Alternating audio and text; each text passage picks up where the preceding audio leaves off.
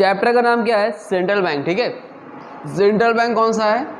Chapter number 7। ठीक है, commercial bank हो गया था, सेंट्रल बैंक देखो कॉमर्शियल बैंक तुम लोगों ने नहीं किया, कर लेना। ठीक है, इससे कोई दिक्कत नहीं है, वो अपना हिसाब से रेट कर लेंगे, उसकी टेंशन मत लो, और ज़रूरत होगी तो नहीं तो डालेंगे भी नहीं। ठीक है, कॉमर्शियल बैंक ये क्या है? Central bank. सेंट्रल बैंक का मतलब समझते हो क्या होता है? सेंट्रल बैंक का मतलब होता है जो कि गवर्नमेंट का बैंक होता है। किसका बैंक होता है भैया? गवर्नमेंट का बैंक होता है, उसको हम लोग क्या बोलते हैं? Central bank. सेंट्रल बैंक हर कंट्री का एक सेंट्रल बैंक होता ही होता है। जैसे इंडिया का सेंट्रल बैंक कौन है? आरबीआई। आरबीआई यानी कि रिजर्व इंडिया।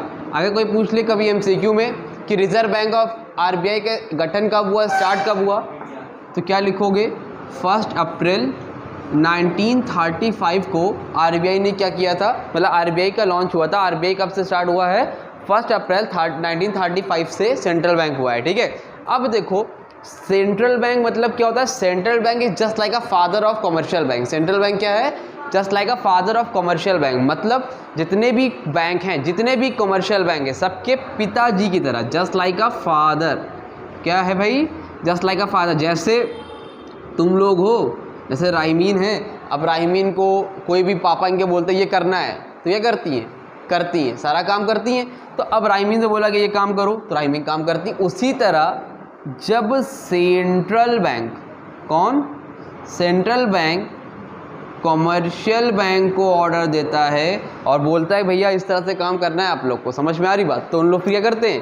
काम करते हैं। तो कौन है central bank? Just like a father of commercial bank की तरह होता है, याद रखना। ठीक है, अब इसके क्या क्या फंक्शंस होते हैं वो देखते हैं। फंक्शंस में तुम्हें मालूम चल जाएगा सेंट्रल बैंक क्या क्या करता है। ठीक है, फंक्शंस देखो भैया, फंक्शंस में पहला फंक्शन क्या है? Note issue. ये क्या लिखा हुआ है पहले रीडिंग में? Issuing of bank of note issue. ध्यान से देखो इधर, पहली चीज क्या करता है? Bank of note issue. Bank of note issue को मतलब समझते हो? सेंट्रल बैंक क्या करता है? नोट इशू करता है। मतलब देखो चीज समझना, कॉइन समझते हो? सिक्कों को छोड़ के, कॉइन और 1 रुपए की नोट को छोड़ के जितनी भी नोट है कौन करता है?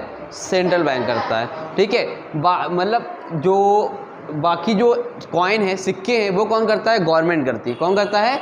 गवर्नमेंट मतलब कौन? Ministry of finance. जैसे गवर्नमेंट की एक बॉडी होती है, इसको हम लोग क्या बोलते हैं?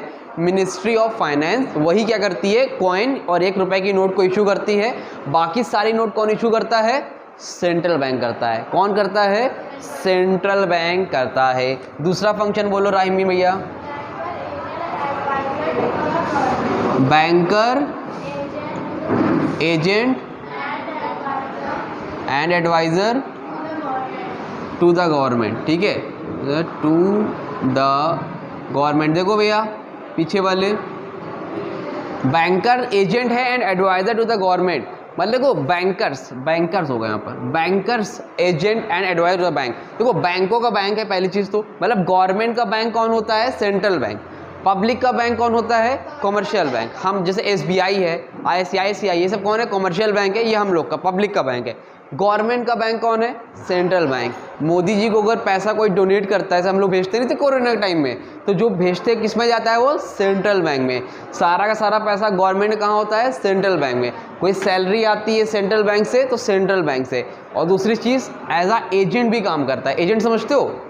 एजेंट समझते हो? जैसे मान लो अब गवर्नमेंट है, खुद तो पैसा लेने जाएगी नहीं, तो जो पैसा आता है वो कौन लेता है? गवर्नमेंट लेती है, सॉरी बैंक लेता है बिहाफ ऑफ गवर्नमेंट। गवर्नमेंट के बिहाफ पे क्या कर लेता है? पैसा ले लेता है। अच्छा, और उसके बाद क्या है? Adviser to the government. Government के लिए एडवाइज़र भी है। एडवाइज़र समझते हो? राय देने का काम करता है। राय समझते हो? कैसी राय? मतलब जैसे कहाँ पे पैसा लगाना चाहिए, कौन से इन्वेस्ट करने चाहिए, कौन सी स्कीम निकालनी चाहिए, कौन सी स्कीम नहीं निकालनी चाहिए, तो गवर्नमेंट को सारी की सारी सलाह देने का काम करता है। नंबर 3 बोलो, बैंकर्स टू द बैंक। बैंकों का बैंक, समझ में आ रही हो? बैंकर्स टू द बैंक मतलब बैंकों का बैंक है। बैंकों का बैंक मतलब समझते हो? जैसे हम लोग का बैंक कमर्शियल बैंक है, तो कमर्शियल बैंक का बैंक कौन है? Central bank. जिस तरह हम लोग पैसा जमा करते हैं कॉमर्शियल बैंक में ना, उसी तरह सेंट्रल बैंक भी पैसा जमा करता है कॉमर्शियल बैंक में। अभी डिटेल में मालूम चलेगा कैसे जमा करता है, क्यों जमा करता है, सब मालूम चलेगा।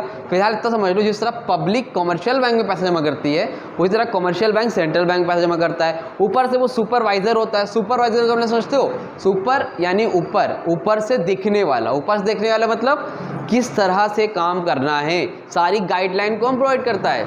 Central bank. जितनी भी गाइडलाइन है फरहान, कौन प्रोवाइड करता है? Central bank. किसको करता है? कॉमर्शियल बैंक को। जैसे तुम्हारे पापा बोलते हैं ना, भैया तुमको देख रहे हैं, इधर उधर फालतू काम मत करना, उसी तरह सेंट्रल बैंक भी देख रहा है कॉमर्शियल बैंक को कि भैया जैनब कोई ऐसी हरकत मत करना, सारा काम बताता है, ठीक है। उसको क्या बोलते हैं? Bankers to the bank. चौथा पॉइंट बोलो।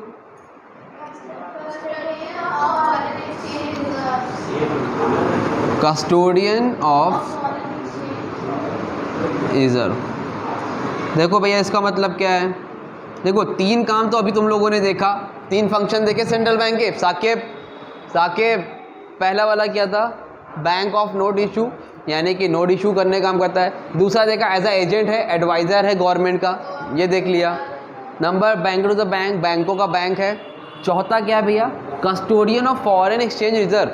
मतलब ये बोल रहे हैं कि जो फॉरेन एक्सचेंज के पैसे होते हैं ना, डॉलर, पाउंड्स, ये सबको भी अपने पास क्या करता है? रिजर्व रख के काम करता है। मतलब भाई आज मान लो 1 रुपये है, अगर $1 इंडिया के 84 रुपीज़ के बराबर है, आज महंगा है, डॉलर ऊपर नीचे कम ज़्यादा होता रहता है।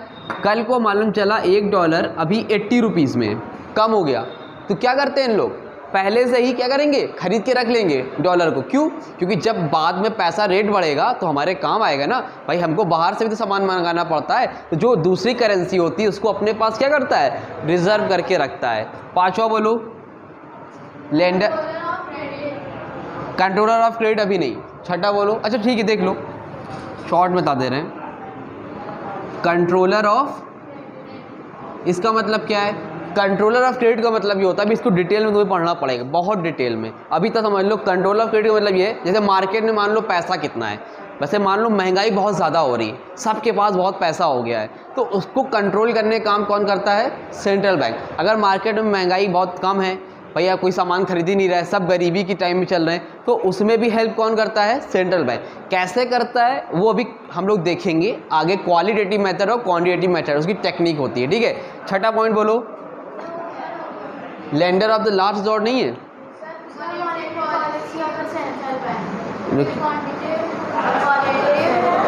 2 मिनट। बैंकर द बैंक में है तो lender of the last resort. अच्छा रुको, अलग से नहीं दिया है, देखो इधर देखो, उसके अंदर ही था। देखो ये पॉइंट 2 अलग से आ जाता है, 2 नंबर में आता है, ध्यान देखो। एक होता है lender of the last resort, ठीक है, और एक होता है 7वां, देखो इसको याद रखना, ये अलग से आ जाएगा। सुन रहे हो, 2 पॉइंट ऐसे हैं जो अलग से आ जाएगा। Clearing house function. अब ये दोनों को ध्यान देखो भैया, lender of the last resort और क्लियरिंग हाउस, ये आपके जो इसमें लिखा है ना बैंकर्स टू द बैंक वाली हेडिंग है, उसके अंदर देखो लिखा हुआ, ए में है, बी में देखो लिखा हुआ lender of the last resort, और फिर लिखा है क्लियरिंग एजेंट। अभी दिखा दे रहे हैं हम आके, ठीक है, इधर देखो। तो ये है lender of the last resort और क्लियरिंग हाउस फंक्शन, ध्यान से समझो, बहुत इंपॉर्टेंट है। देखो ये है एक हमारा कॉमर्शियल बैंक। कौन है ये? हमारा एक कॉमर्शियल बैंक। कोई भी बैंक का नाम बताओ फरहान, एक कॉमर्शियल बैंक के, एक कॉमर्शियल बैंक का नाम बताओ। ICICI बैंक, ठीक है, ये हमारा कॉमर्शियल बैंक है। कौन है भैया? ICICI बैंक हमारा कॉमर्शियल बैंक है। अब ये lender of the last resort का मतलब क्या है? लास्ट उम्मीद, आखिरी होप है ये। मतलब मान लो ICICI बैंक है, इसके पास अब 1 रुपये नहीं है, मतलब लॉस में चल रहा है, पैसा है लॉस में चल रहा है, इसको पैसे की ज़रूरत है।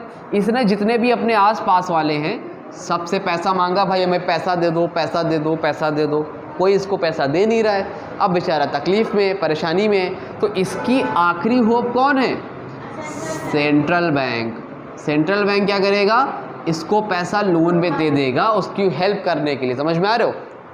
तो lender of the last resort कोई काम भी करता है सेंट्रल बैंक। अगर कोई बैंक डूबने वाला है, कोई बैंक लॉस में चल रहा है, तो उनकी मदद करने का काम करता है सेंट्रल बैंक। और ये पॉइंट जो है अलग से आ जाता है क्वेश्चन में, लॉन्ग में तो ऐसे आता है कि right 5 function of central bank, तुम कोई भी 5 लिख दोगे, लेकिन कभी कभी ये आ जाता है lender of the last resort define, तो डिफाइन कर देना, ठीक है, समझ में आ रही बात।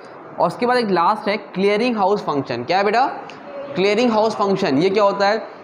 अब क्लियरिंग हाउस फंक्शन का मतलब है कि मान लो कोई तरह इसी तरह बैंक है, अभी तो लॉस में चल रहा था, तो मदद मांगी, मदद मिल गई, लेकिन अब लॉस में नहीं है, इंसॉल्वेंट हो गया, खत्म, मतलब दिवालिया घोषित हो गया, इसके पास पैसा है ही नहीं, या भाग गया, करप्ट हो गया, कोई भी चीज़ हो गई, मतलब पैसा नहीं है इसके पास, या तो भाग गया या तो इंसॉल्वेंट हो गया।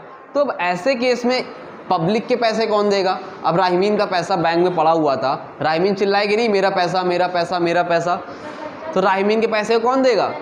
सेंट्रल बैंक देगा। तो क्लियरिंग हाउस फंक्शन का मतलब होता है जब कभी भी कोई भी बैंक करप्ट हो जाए, इंसॉल्वेंट हो जाए, तो उन सब के पैसों को देने का काम कौन करता है? सेंट्रल बैंक करता है। समझे कि नहीं समझे? बोलो भाई पीछे वाले, क्लियर हो गया? कोई डाउट नहीं है? चलो ठीक है। तो ये तुम्हारा हो गया फंक्शंस ऑफ सेंट्रल बैंक, जो कि बहुत ज़्यादा इम्पॉर्टेंट है। और